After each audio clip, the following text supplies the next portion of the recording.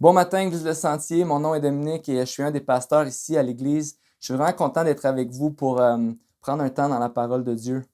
Avant de débuter le discours de ce matin, j'aimerais vraiment prendre un temps pour adresser les événements des dernières semaines. Des événements qui ont débuté avec la mort de George Floyd, cet homme noir qui a été tué par un policier aux États-Unis.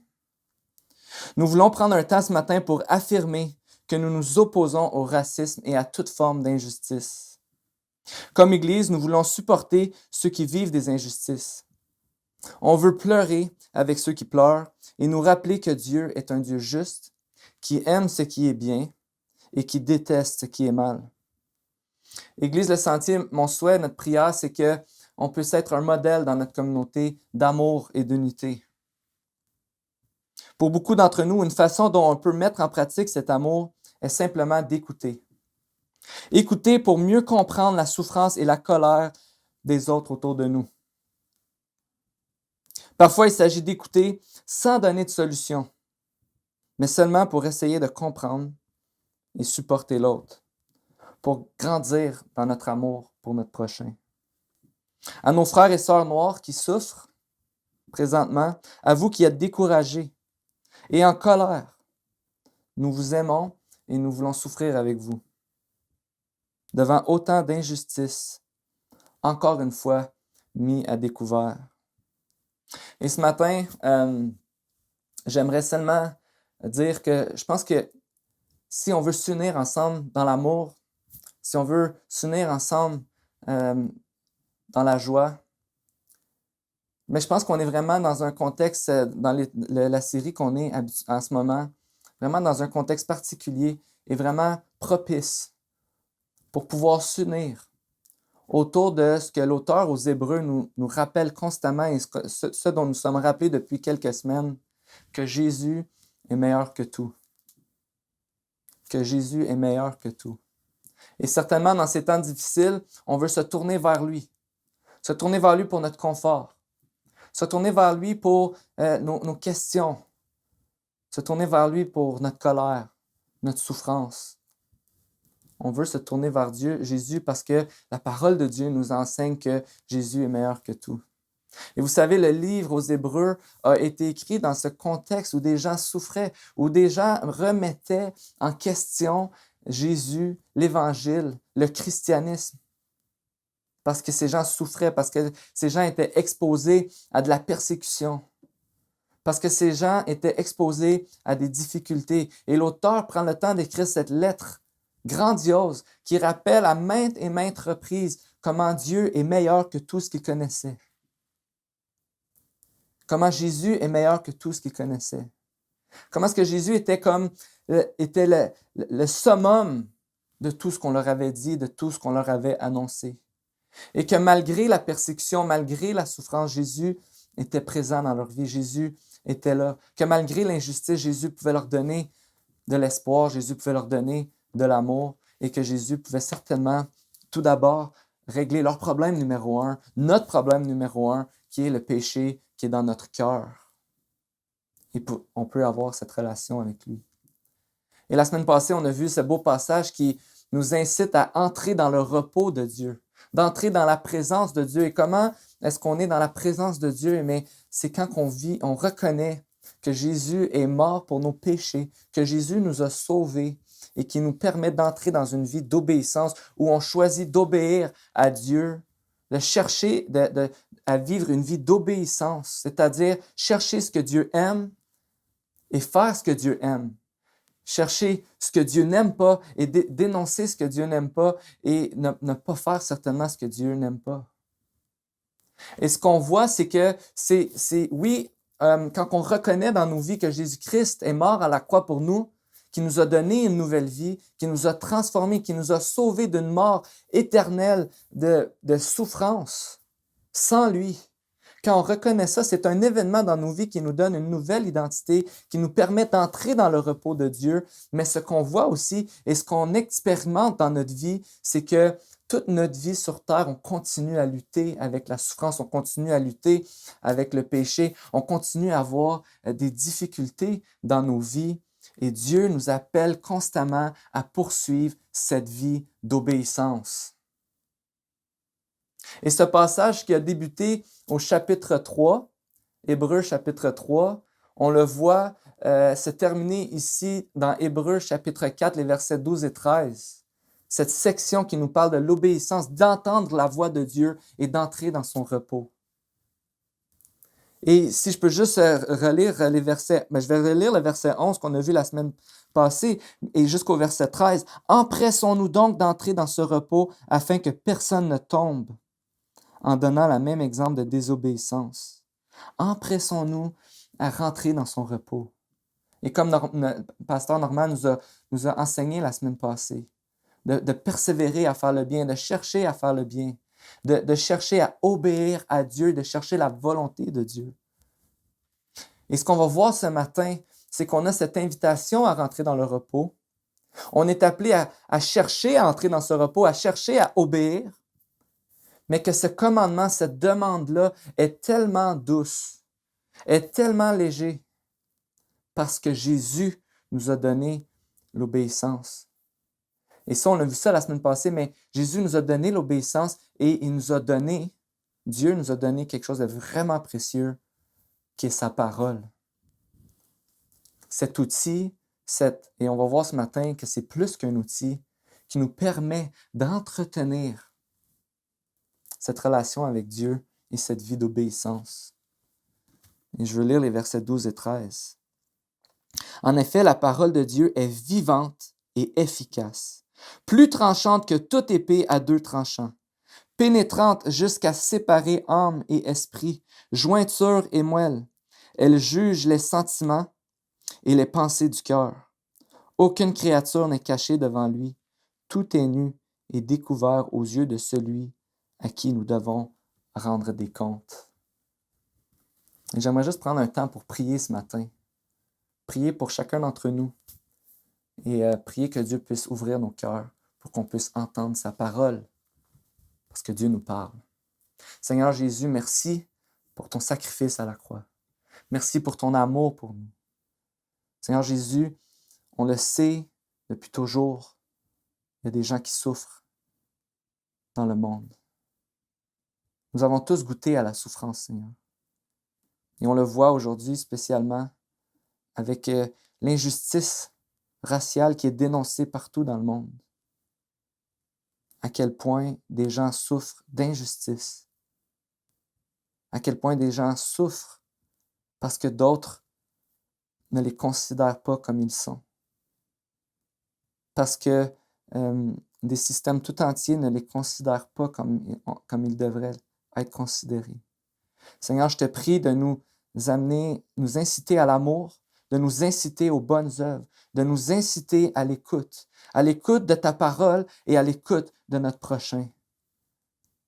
Seigneur Jésus, incite-nous à poursuivre l'unité dans ton Église. Et je pense, je suis convaincu qu'on a besoin de ta parole pour poursuivre l'unité. On a besoin de ton évangile pour poursuivre l'unité. Seigneur, parle à nos cœurs ce matin. Montre-nous comment chacun d'entre nous, individuellement, on a besoin d'être transformé pour aimer notre prochain, pour pouvoir contribuer au changement dans ce monde. Un monde qui a désespérément besoin de toi. Seigneur Jésus, sois avec nous ce matin et parle à nos cœurs. C'est dans ton nom que je te prie. Amen. Donc ce matin, on veut regarder ensemble comment est-ce que la parole de Dieu est efficace. Et c'est vraiment une belle façon de finir ce discours où est-ce qu'on est incité à entendre la voix de Dieu et à aller dans le repos de Dieu. Cette incitation dans nos vies à entendre la voix de Dieu, à écouter Dieu, à être sensible à ce que Dieu nous dit dans sa parole. Donc ce matin, on va voir que la parole de Dieu, tout d'abord, elle est vivante et efficace. Et si elle est vivante et efficace, c'est parce que, et je suis convaincu que la plupart d'entre vous, vous savez ça, mais c'est ici ce matin que tu considères la foi chrétienne. On croit vraiment que ce livre, la Bible, la parole de Dieu, est bien plus qu'un livre. C'est plus qu'un livre. Et souvent, oui, certainement, aujourd'hui, on est habitué, on a la Bible, on la lit, donc c'est quelque chose, c'est un effort, c'est une activité de lire, mais en réalité, lire la parole de Dieu, c'est écouter Dieu qui nous parle.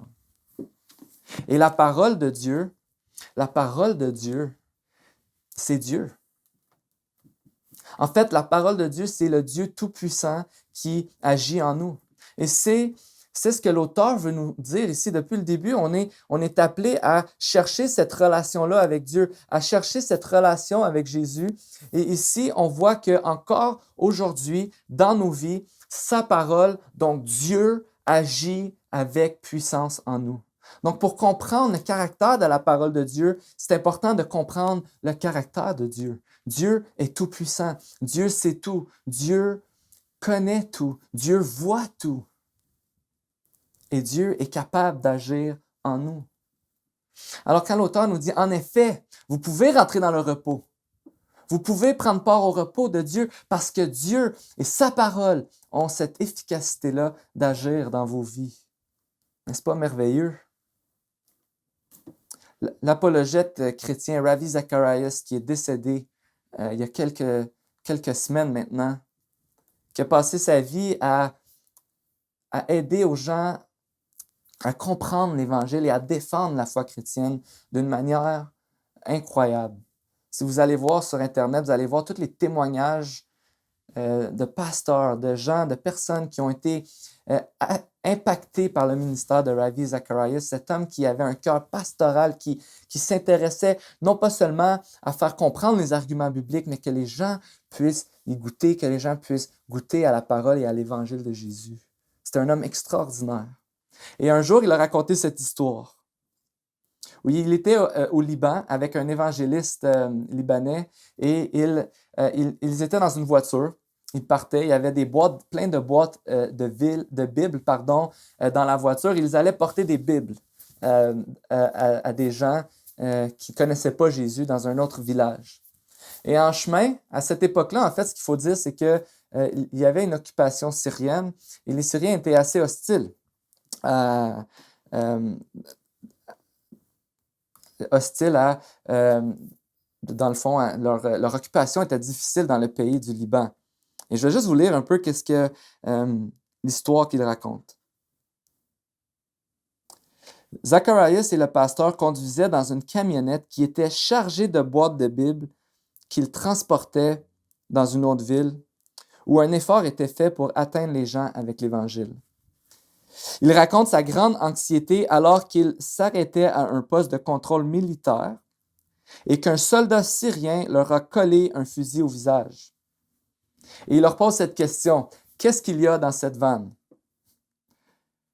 Zacharias était horrifié lorsque l'évangéliste avec qui il était a répondu, « Oh, il y a juste des boîtes de dynamite ici dans la voiture. »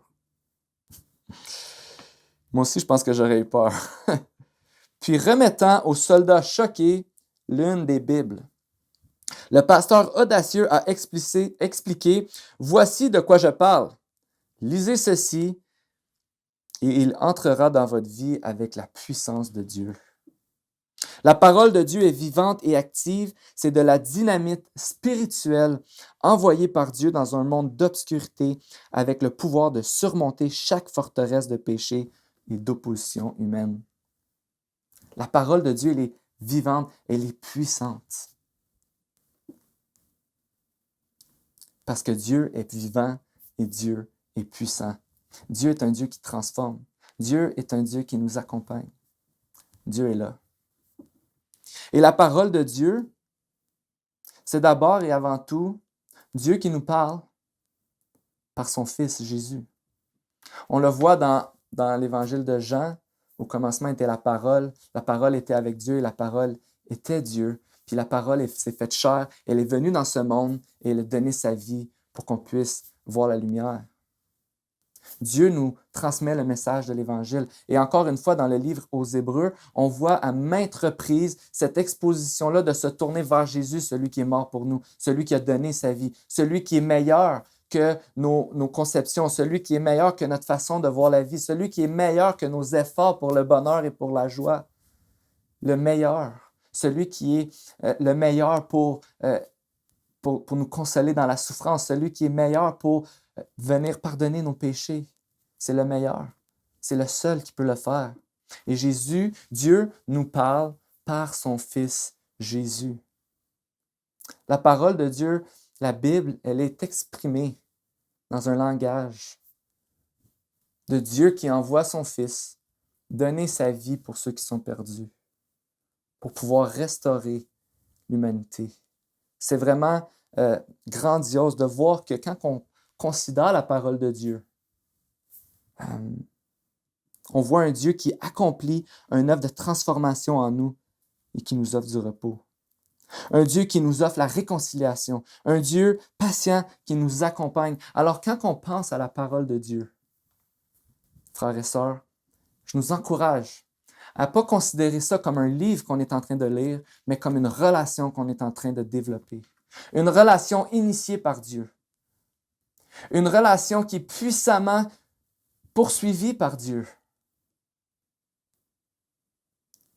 L'amour, c'est pas le fait que j'ai aimé Dieu en premier, mais que Dieu m'a aimé le premier. La parole de Dieu, c'est Dieu qui se révèle par amour pour nous. C'est Dieu qui veut, qui dit que le salaire du péché, c'est la mort, donc on doit justement mourir à cause de nos péchés, mais c'est Dieu qui dit, la justice est accomplie à la croix quand Jésus meurt pour toi. C'est un Dieu qui poursuit une relation avec nous. Et c'est ce Dieu qu'on nous présente ici. Un Dieu qui nous parle par son Fils Jésus, par l'Évangile. Un Dieu relationnel. Et une relation qui est initiée par Dieu. Et ça, c'est vraiment important. Parce que je vais peut-être le répéter à quelques reprises. Mais parfois, on va lire la Bible. On va lire la Bible avec une super attitude de vouloir grandir et de vouloir connaître Dieu. Mais voici notre attitude. On lit la Bible en se disant, mais si cette Bible-là, c'est ça la parole de Dieu, je dois faire ce qu'elle dit, je dois obéir à ses commandements, je dois faire les choses. Et là, quand je ne le fais pas, je me sens mal, quand je le fais, je me sens bon. Et le problème avec ça, c'est que c'est vraiment centré sur notre puissance à développer notre relation avec Dieu, alors que la Bible nous indique tout le contraire. Alors que oui, on est appelé à travailler pour notre sanctification. Alors que oui, on est appelé à persévérer dans le repos de Dieu. La Bible nous rappelle que la puissance se trouve dans le message de l'Évangile de Jésus qui est mort pour nous. Je ne suis pas un bon chrétien parce que j'arrive à lire ma Bible. Je ne suis pas un bon chrétien parce que j'arrive à mettre en application ces choses-là. Non, l'Évangile me dit que je suis incapable de faire ça sans Dieu, sans l'intervention divine de Dieu dans ma vie. Et la parole me rappelle constamment l'Évangile, parce qu'à chaque jour, j'ai besoin constamment de me rappeler de ce que Jésus a fait pour moi pour que je puisse être capable d'obéir. La puissance de l'Évangile ne se trouve pas dans ma capacité d'obéir, mais dans la capacité de Dieu de me donner son obéissance. Et c'est ça le message de la parole vivante qui veut nous transformer. On le voit ici, si je fais juste relire au verset 12, on a vu la parole de Dieu vivante et efficace, parce que c'est le caractère de Dieu, c'est qui est Dieu. La parole de Dieu, c'est Dieu. Elle est plus tranchante que toute épée à deux tranchants, pénétrante jusqu'à séparer âme et esprit, jointure et moelle. Elle juge les sentiments et les pensées du cœur. Et tout ce que cet exemple-là nous dit, cette illustration de cette épée qui est un double tranchant, qui peut tout séparer, qui peut tout atteindre, ce qu'elle est en train de nous dire, c'est que la parole de Dieu a le pouvoir de transformer tous les aspects de ma vie. La parole de Dieu, elle juge. C'est-à-dire que quand je lis ou quand je connais la parole de Dieu, quand je connais Dieu, je vois dans le miroir mon propre péché, ma propre orgueil, mon propre besoin de transformation. La parole de Dieu, elle juge et elle nous transforme. Alors que quand je reconnais ma culpabilité, quand je reconnais mon égocentrisme, quand je reconnais ma rébellion, quand je reconnais mon manque d'amour, la parole de Dieu a ce pouvoir de me rappeler que je suis aimé, que Jésus est mort pour moi et que je suis pardonné Je n'ai qu'à comme on a vu la semaine passée, me repentir du péché dans ma vie pour pouvoir avoir la foi de dans ce que Dieu dit et dans ce que Dieu fait et que je puisse vivre cette vie d'obéissance. Alors oui, la parole de Dieu transforme toutes les parties de nos vies. Elle a cette efficacité-là d'atteindre toutes les parties de mon cœur, de ma vie. Et c'est pour ça que nous devons, et je viens un peu d'en parler, mais comprendre le message central de la Bible et de sa parole. Mes enfants ont un livre qui s'appelle, c'est l'histoire où, j'oublie toujours le nom, je ne suis pas capable de me le rentrer dans la tête, mais toutes les histoires racontent son nom. Toutes les histoires murmurent son nom. Et je vous dis, quand j'ai lu ces livres avec mes enfants et que je vois que dans tout, au travers de l'Ancien Testament, le Nouveau Testament, on voit clairement comment est-ce que chaque histoire de la Bible nous pointe vers Jésus qui va secourir l'humanité. On nous pointe vers un espoir qu'un jour, il y a quelqu'un qui va venir pour sauver les meubles, sauver l'humanité. Et c'est vraiment cette histoire qu'on voit partout dans la Bible. La Bible nous montre qu'on a été créé bon, parfait, sans tache, sans aucune difficulté relationnelle, sans aucune difficulté entre humains. Personne détestait personne. Personne détestait Dieu, personne essayait d'être Dieu et tout le monde connaissait sa place dans le monde. Dieu avait mis des désirs dans l'être humain. L'être humain désirait être aimé. L'être humain désirait être connu de Dieu, d'être connu des autres. L'être humain avait de la valeur, connaissait cette valeur-là. L'être humain était en sécurité dans le jardin. Il n'y avait personne qui vivait de l'insécurité ou de l'injustice. Tout était parfait. Et l'histoire nous raconte que le péché est venu dans le monde par la désobéissance de l'être humain à Dieu. L'être humain qui a décidé savoir ce qui est bon, décider ce qui est bon plutôt que d'écouter ce que Dieu dit. L'être humain qui s'est retourné vers lui, qui a cherché son propre plaisir, sa propre gloire et ses propres moyens pour déterminer ce qui est bien et ce qui est mal. Et au moment où est-ce que le péché est entré dans le monde, ce qu'on a vu, c'est les difficultés relationnelles, la honte devant Dieu, la honte devant le péché. Les êtres humains se blâmaient entre eux. On commence à ressentir de la haine. Tout est détruit, tout a été affecté par le péché. Et nos vies sont affectées par le péché. Nos désirs ne sont pas remplis. On cherche par toutes sortes de moyens à accomplir, à pouvoir être remplis dans nos désirs, mais ça ne fonctionne pas. Mais le message de l'Évangile, c'est alors que nous avons été créés dans un monde parfait, qu'il y a un monde, ce monde-là a été déchu, détruit par le péché, par la désobéissance, par la rébellion, Dieu envoie son Fils pour nous restaurer, pour nous sauver, pour sauver les meubles, pour pouvoir nous réconcilier avec lui-même. Pour qu'un jour, on puisse vivre pour toujours dans son repos, sans péché, sans tâche. Et je suis certain que si tu entends ça pour la première fois ce matin, tu rêves à un tel monde. Tu rêves à ce que j'ai parlé au début, qui était le Jardin d'Éden, ou tu rêves à ce monde où un jour, il n'y aura plus de difficultés, où il n'y aura plus rien. Où il n'y aura plus de tuerie, où il n'y aura plus de divorce, où il n'y aura plus de parents qui ont de la difficulté à entrer en relation avec leurs enfants, ou qu'il n'y aura plus d'injustice qui va nous être commis. Tu rêves au jour où est-ce que tout le monde va pouvoir être uni dans l'amour, se comprendre et s'aimer et chercher ensemble à aimer Dieu. Mais c'est ce que la Bible nous parle, c'est le message central des Écritures. Et quand on lit la Bible, on peut toujours lire la Bible et voir ce que Dieu a fait pour nous. Comment est-ce que Dieu est venu régler le problème du péché. Et alors que des fois, c'est très bien, on rêve, on a ce rêve de changer le monde, mais Dieu, lui, est venu pour... La manière que Dieu est venu changer le monde, c'est par son Fils, pour que chaque vie puisse être... pour que chaque personne puisse réaliser leurs besoins de la grâce, leurs besoins de l'amour du Père, leurs besoins de pardon. Et surtout, de réaliser que chaque être humain est rebelle à Dieu et chaque être humain cherche son propre bonheur à sa manière, selon ses propres conceptions. Et la parole de Dieu, c'est ce livre qui nous mène au repos, à l'obéissance, qui nous rappelle ce qui est bien, ce qui nous rappelle ce que Dieu a fait. Et à chaque fois qu'on regarde à l'Évangile, tout ce qu'on voit, c'est ce que Dieu a fait pour moi. Dieu m'appelle à le faire pour les autres. Et on voit que, comme on a vu, la Bible nous juge juge nos péchés, juge notre incrédulité, juge notre rébellion, mais la Bible nous pointe toujours vers l'Évangile. Et ce qui nous mène à l'obéissance.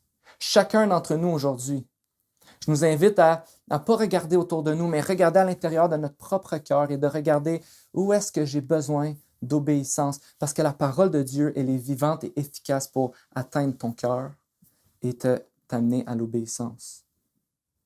Vous voyez, notre relation avec la Bible, ce n'est pas juste moi. Oui, Dieu nous appelle à la lire, mais à la connaître, à la lire, à l'écouter. Il nous appelle à nous réunir ensemble pour pouvoir en parler. Dieu nous appelle aussi à ce que quand on se parle les uns les autres, qu'on puisse vraiment avoir ces conversations-là qui nous pointent vers Jésus, qui nous pointent vers l'Évangile et qui nous ramènent à notre besoin constant de Jésus et de l'Évangile. De cette manière-là, dans nos vies, on peut connaître Dieu par sa parole et ce que la Bible nous enseigne. Dieu nous parle pour nous transformer, pour nous amener à aimer notre prochain davantage, nous amener à aimer notre prochain. La Bible, ce n'est pas un livre qui nous appelle à avoir plus de connaissances, quoique on a besoin de connaître pour obéir, mais ce n'est pas le but ultime de la Bible, d'avoir plus de connaissances, mais certainement plus d'obéissance. Et quand on lit la parole, quand on écoute la parole, quand on entend un message de la parole de Dieu, quand on parle entre nous, c'est pour s'amener tout d'abord à l'obéissance. Si je prenais un concept vraiment simple qui est d'aimer son prochain, c'est clair dans la Bible que la Bible nous dit « aime ton prochain ». Ici, on entend dans toutes les prédications ou à chaque fois qu'on lit la Bible ou à chaque fois qu'on est dans un petit groupe, on dit hey, à chaque fois on parle d'aimer notre prochain. On le sait. On devrait apprendre des nouvelles choses parce qu'on sait qu'il faut aimer notre prochain. Posons-nous la question. Je sais qu'il faut que j'aime mon prochain, mais est-ce que j'aime toujours mon prochain comme Dieu m'appelle à l'aimer? La Bible me montre ma désobéissance, mon orgueil. On le voit avec le peuple d'Israël qui est toujours cité en exemple comme un peuple qui oubliait toujours ce que Dieu avait fait pour eux et qui n'avait pas besoin toujours de la grande nouvelle connaissance, mais qui avait besoin de l'Évangile, qui avait besoin d'un Dieu qui sauve, un Dieu qui pardonne pour pouvoir être rétabli et réconcilié avec ce Dieu-là. Et c'est ce qu'on a besoin pour que Dieu nous transforme. Je sais que je dois aimer mon prochain, mais bien souvent, j'ai de la difficulté à aimer mon prochain. Il y a quelque temps, un de nos voisins nous a invités à venir dans leur cour pour pouvoir prendre un verre avec eux, pouvoir discuter avec eux. Et puis, un soir, qu'on aurait pu très bien le faire, je me souviens, je me disais, oh, il va-tu ce soir, on le fait-tu? Puis, tout de suite, j'étais comme, je suis fatigué, j'aime mieux relaxer. Puis, moi, souvent, le soir, c'est ça, tu sais. Puis, peut-être, il y en a d'autres qui sont comme ça. J'aime mieux relaxer, c'est le temps là, que je peux écouter la télé avec mon épouse, puis qu'on peut passer du temps ensemble. Puis là, je me mettais à rationaliser, puis en réalité, ça ne me tentait pas. Mon confort était là, puis il n'était pas là-bas. Mais là, je réalisais après, je me mets à réfléchir, pas ce soir-là, parce que ce soir-là, je ne suis pas allé, mais j'y ai repensé après, et à ce que Dieu me dit d'aimer mon prochain, et pour nous, pour moi et ma femme, on se dit, on se pose cette question-là, c'est qui notre prochain? Et on veut vraiment que notre prochain soit les gens dans notre quartier. Et on veut être dans la vie de ces gens-là, on veut les connaître, on veut les aimer, on veut pouvoir avoir des relations avec eux. Et là, des fois, il y a des moments où est-ce qu'on est fait face à est-ce que je vais aimer l'autre, prendre du temps avec lui quand il a envie de passer du temps avec nous, ou l'aider, ou le supporter, prier avec, pleurer avec, comme on a dit tantôt, ou est-ce que je vais juste m'asseoir dans mon confort? Et j'ai réalisé à ce moment-là, je sais que j'ai besoin d'aimer mon prochain, mais je ne suis pas capable de le faire toujours. Et la parole de Dieu nous rappelle que comment je peux être paresseux, comment je peux être centré sur moi. Elle me juge, elle me montre mon péché, elle me montre mes fautes, mais elle me rappelle aussi que Jésus est sorti de son confort puis a donné sa vie pour que moi, je puisse avoir la vie éternelle. Et c'est cet amour-là qu'il y a eu envers moi, qui déverse en moi, qui me permet d'aimer mon prochain. La parole de Dieu nous transforme. Elle est efficace pour nous transformer. La Bible nous rappelle constamment qu'on a besoin de vivre une vie, pas une vie parfaite, de performance spirituelle et de discipline spirituelle. Et quoi que j'admire et je suis tellement heureux pour tous ces gens qui ont ces disciplines spirituelles, les gens de prière, les gens qui aiment la parole de Dieu. Et j'admire ça, c'est pas ce que je suis en train de dire ici. Mais par contre, il faut sonder notre cœur. Pourquoi on fait les choses qu'on fait? Parce que ma relation avec Dieu devrait davantage être définie, pardon, je cherchais le mot définie, par la repentance, la foi, l'obéissance. Et quand j'obéis, je veux célébrer l'œuvre et la gloire, la grâce de Dieu dans ma vie. Quand j'obéis à Dieu, c'est pas par mes mérites, c'est seulement à cause de la grâce de Dieu dans ma vie. Et c'est ce qui devrait caractériser chacune de nos vies, chacune de nos conversations, notre besoin de nous repentir, notre besoin de confesser nos péchés, de nous repentir, de croire en Dieu dans tout ce que Dieu fait et de vivre une vie d'obéissance. Et c'est vraiment intéressant parce que le passage va se terminer avec ce verset qui dit « Aucune créature n'est cachée devant lui, tout est nu et découvert aux yeux de celui à qui nous devons rendre des comptes. » Dieu nous voit. Dieu a vu Adam et Ève dans le jardin. Quand ils se sont habillés, il leur dit qui vous a dit que vous étiez nus? Il y a seulement Dieu qui savait ça, qu'Adam et Ève étaient nus. Parce qu'il n'y avait pas besoin de le savoir, parce qu'il n'y avait pas de honte, il n'y avait pas de péché, il n'y avait pas de mal. Tout était bon. Mais aujourd'hui, Dieu nous voit encore. Et peu importe comment on essaie de cacher, comment on essaie de couvrir nos fautes, comment on essaie de changer nos habitudes, comment on essaie d'être des bonnes personnes, Dieu voit au travers cette pile-là et il voit nos cœurs. Et j'aimerais nous proposer, frères et sœurs, que c'est quand on reconnaît que Dieu nous voit comme nous sommes, qu'on peut développer cette humilité, de se mettre à genoux et de demander pardon à Dieu pour notre orgueil, pour notre manque d'amour, pour nos jugements, pour les péchés qu'on a commis, pour notre désobéissance, et qu'on peut goûter au repos de Dieu, à l'obéissance. Et ce matin, j'aimerais nous proposer que si on veut avoir un impact dans cette vie autour de nous, on doit nous engager à connaître la parole et s'y laisser transformer. Connaître la parole et s'y laisser transformer. Lire la Bible, en parler. Demander aux gens, qu'est-ce que Dieu fait dans ta vie en ce moment? Comment est-ce que Dieu est en train de te transformer? Vous savez, des fois, on a besoin d'être ensemble. On a besoin, je ne dis pas des fois, on a besoin d'être les uns les autres ensemble et s'encourager à obéir à Jésus. Et quand on reconnaît, si on se donne le droit, ce contrat-là en Église de dire, OK, si la vie chrétienne, c'est une vie de repentance, de foi et d'obéissance, ça veut dire que les gens vont s'attendre que je lutte avec le péché en ce moment. Les gens vont s'attendre que j'ai besoin de la grâce de Dieu et que j'ai besoin d'eux pour m'aider à pouvoir poursuivre dans une relation avec Dieu. Et quand on voit les autres qui ne connaissent pas Dieu, on ne se mettra pas à juger, moi je suis vraiment la meilleure personne parce que je connais Dieu. Non, parce que je suis une personne aussi qui a besoin de repentance. Je veux prier pour elle, je veux l'accompagner à connaître Dieu dans l'amour et dans le respect.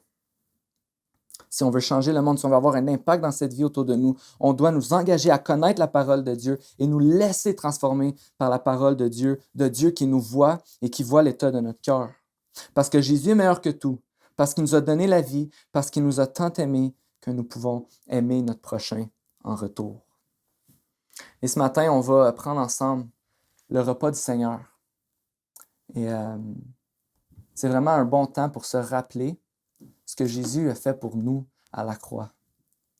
Et comme on a parlé de transformation, d'obéissance ce matin, de ce que Dieu fait dans nos vies, j'aimerais juste vous proposer de prendre un temps ce matin, même si c'est un petit peu plus long que le temps que je parle, de juste prendre un temps de prière, puis de remettre à Dieu l'état de votre cœur.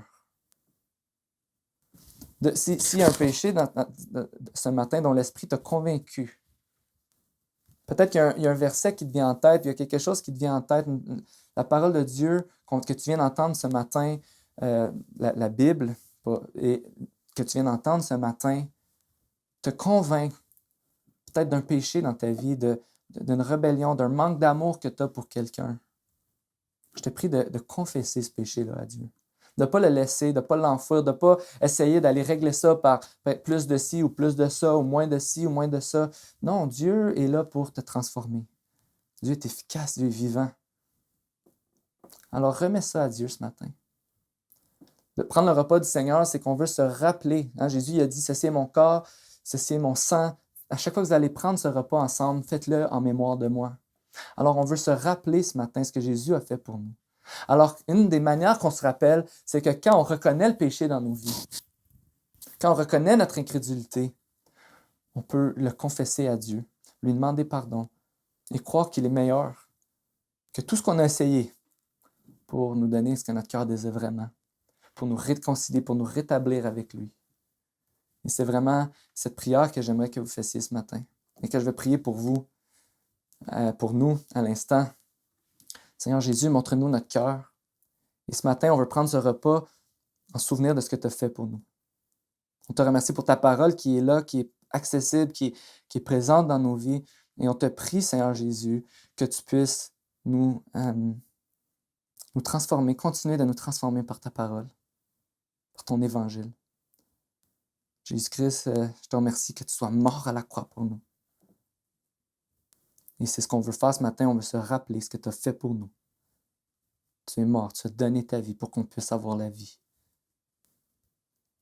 Merci Jésus. Amen. Alors mangeons et buvons.